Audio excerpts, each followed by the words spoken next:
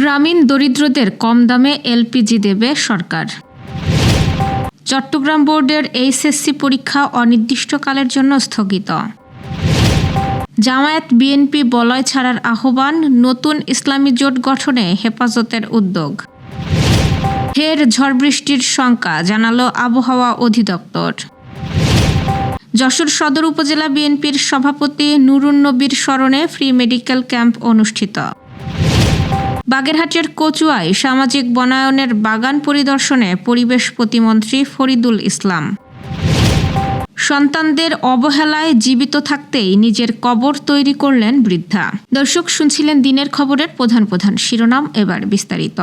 তার আগে আমাদের ইউটিউব চ্যানেল সাবস্ক্রাইব করুন এবং সব খবর পেতে ফেসবুক পেজ ফলো করে রাখার পাশাপাশি ওয়েবসাইট ভিজিট করুন। গ্রামের অসচ্ছল ও প্রান্তিক জনগোষ্ঠীর রান্নার জ্বালানি হিসেবে কাঠ, খড়কুটো ও ঘুঁটের ব্যবহার কমিয়ে এলপিজিকে সহজলভ্য করতে ভর্তুকি দেওয়ার পরিকল্পনা নিয়েছে সরকার। এই লক্ষ্যে সুলভ মূল্যে এলপিজি সিলিন্ডার সরবরাহের নীতিগত সিদ্ধান্ত নেওয়া হয়েছে। শিগগিরই সংশ্লিষ্ট মন্ত্রণালয়গুলোর সমন্বয়ে এই উদ্যোগ বাস্তবায়ন শুরু হতে পারে।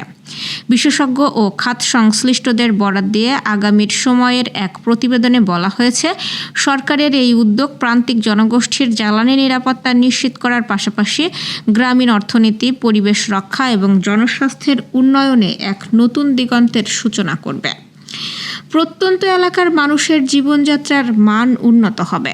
দীর্ঘদিন ধরে দেশের একটি বিশাল অংশ রান্নার কাজে প্রথাগত কাঠ, খড়কুটো কিংবা ঘুঁটের ওপর নির্ভরশীল। এর ফলে একদিকে যেমন নির্বিচারে বনাঞ্চল ধ্বংস হচ্ছে, অন্যদিকে চুলার ক্ষতিকর ধোঁয়া গ্রামীণ নারী ও শিশুদের ফুসফুসের মারাত্মক ক্ষতি করছে। বিশ্বের বিভিন্ন দেশ, বিশেষ করে দক্ষিণ এশিয়ার দেশগুলো তাদের প্রান্তিক জনগোষ্ঠীর জ্বালানি সংকট সমাধানে নানা ধরনের মডেল ও বিকল্প প্রযুক্তি ব্যবহার করে আসছে।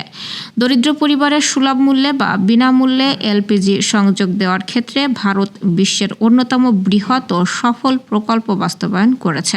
দেশটিতে দারিদ্র্য সীমার নিচে থাকা বহু পরিবারকে বিনামূল্যে এলপিজি সিলিন্ডার ও রেগুলেটর সংযোগ দেওয়া হয়েছে। ভারতের এই ব্যবস্থার সবচেয়ে বড় বৈশিষ্ট্য হলো সরাসরি ব্যাংকে ভর্তুকি দেওয়া। সেখানে গ্রাহকরা বাজার মূল্যেই সিলিন্ডার কেনেন, কিন্তু সরকার নির্দিষ্ট পরিমাণ ভর্তুকির টাকা সরাসরি দরিদ্র সুবিধাভোগীদের ব্যাংক অ্যাকাউন্টে পাঠিয়ে দেয়, যার ফলে মধ্যস্বত্বভোগীদের দুর্নীতি বা কালোবাজারির সুযোগ থাকে না। অন্যদিকে পাকিস্তানের শীতকালে প্রত্যন্ত অঞ্চলের অসচ্ছল পরিবারের জন্য মাঝে মাঝে কোটা বা কম দামে সিলিন্ডার সরবরাহের অস্থায়ী ঘোষণা দেওয়া হয়। চট্টগ্রাম বোর্ডের এইচএসসি ও সমমানের অবশিষ্ট সব পরীক্ষা অনির্দিষ্টকালের জন্য স্থগিত করা হয়েছে। বন্যা পরবর্তী পরিস্থিতি বিবেচনায় এই সিদ্ধান্ত নিয়েছে আন্তঃশিক্ষা বোর্ড সমন্বয় কমিটি। বৃহস্পতিবার রাতে এক বিজ্ঞপ্তিতে এই তথ্য জানানো হয়েছে। এতে বলা হয়, ক্ষতিগ্রস্ত এলাকার সার্বিক পরিস্থিতি, পরীক্ষার্থীদের মানসিক ও শারীরিক অবস্থা পর্যালোচনা এবং অংশীজনদের সঙ্গে আলোচনার মাধ্যমে পরীক্ষা স্থগিত করা হয়েছে। এই সিদ্ধান্তের আওতায় পড়বে এইচএসসি, বিএমটি, আলিম, ভোকেশনাল, এইচএসসি এবং ডিপ্লোমা ইন কমার্স পরীক্ষা। সংশোধিত সময়সূচি পরে বিজ্ঞপ্তির মাধ্যমে জানাবে আন্তঃশিক্ষা বোর্ড। কওমি ঘরানার ইসলামী দলগুলোকে এক ছাতার নিচে এসে নতুন রাজনৈতিক জোট গঠনের উদ্যোগ নিয়েছে হেফাজতে ইসলাম বাংলাদেশ। এই লক্ষ্যে জামায়াত, বিএনপি বা অন্য রাজনৈতিক বলয়ে থাকা সংশ্লিষ্ট দলগুলোকে আগামী ৩ আগস্টের মধ্যে তাদের অবস্থান সম্পর্কে লিখিত মতামত দিতে বলা হয়েছে। চট্টগ্রামের ফটিকছড়িতে হেফাজতের আমির আল্লামা শাহ মুহিবুল্লাহ বাবিনগরীর আহ্বানে 7টি ইসলামী দলের শীর্ষ নেতাদের বৈঠকে এই বিষয়ে নীতিগত আলোচনা হয়। হেফাজতের নেতারা জানিয়েছেন, লিখিত মতামতের ভিত্তিতে নতুন জোটের কাঠামো চূড়ান্ত করা হবে। এরপর স্থানীয় সরকার নির্বাচন সহ ভবিষ্যতের নির্বাচনে সমন্বিতভাবে বা একক প্রার্থী দেওয়ার বিষয়ে সিদ্ধান্ত নেওয়া হবে। হেফাজতের দাবি, জাতীয় নির্বাচনে বিভক্ত হয়ে অংশ নেওয়ায় কওমি ধারার রাজনৈতিক শক্তি দুর্বল হয়েছে, তাই ঐক্যবদ্ধ রাজনৈতিক প্ল্যাটফর্ম গড়াই এখন তাদের মূল লক্ষ্য। চলতি সপ্তাহের শেষ দিকে সারা দেশে বৃষ্টিপাতের প্রবণতা আরও বাড়তে পারে। আবহাওয়া অধিদপ্তর জানিয়েছে, শনিবার থেকে দেশের অধিকাংশ এলাকায় দমকা হাওয়া সহ বৃষ্টি বা বজ্রবৃষ্টির সম্ভাবনা রয়েছে। এই পরিস্থিতি অন্তত আগামী কয়েকদিন অব্যাহত থাকতে পারে। পূর্বাভাস অনুযায়ী শনিবার থেকে বৃষ্টির বিস্তৃতি আরও বাড়বে। এদিন রাজশাহী, রংপুর, ময়মনসিংহ, ঢাকা, খুলনা, বরিশাল, চট্টগ্রাম ও সিলেট বিভাগের অনেক জায়গায় বৃষ্টি বা বজ্রবৃষ্টির পূর্বাভাস দিয়েছে আবহাওয়া অফিস। দেশের কোথাও কোথাও মাঝারি থেকে ভারী বর্ষণ হতে পারে। দিন ও রাতের তাপমাত্রাও সামান্য কমতে পারে। রোববার ও সোমবার দেশের 8 বিভাগের অধিকাংশ জায়গায় দমকা হাওয়া সহ বৃষ্টি বা বজ্রবৃষ্টি হতে পারে। এ সময় কোথাও কোথাও মাঝারি থেকে ভারী বর্ষণের সম্ভাবনা রয়েছে। রোববার তাপমাত্রা প্রায় অপরিবর্তিত থাকতে পারে, আর সোমবার তা সামান্য কমতে পারে।